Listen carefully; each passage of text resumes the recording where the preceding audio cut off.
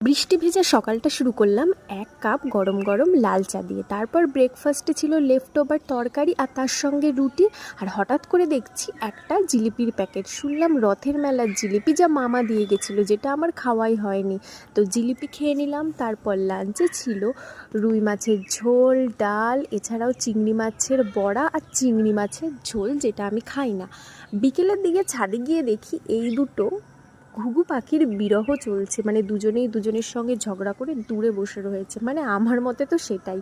তারপর ঘরে এসে আমি ডিনারের প্রিপারেশনটা করে নিলাম, যাতে ছিল ডালিয়া।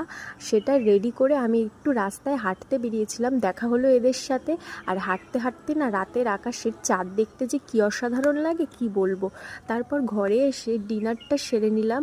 ডিনারে তো আজ ডালিয়া ছিল, যেটা আমার ভীষণ প্রিয়। আমি সয়াবিন, পনির আর বিভিন্ন সবজি দিয়ে এটা করি। এটা কিন্তু খেতে দারুণ লাগে। তো আজকের জন্য এটুকুই। দেখা হবে আবার অন্য ভিডিওতে।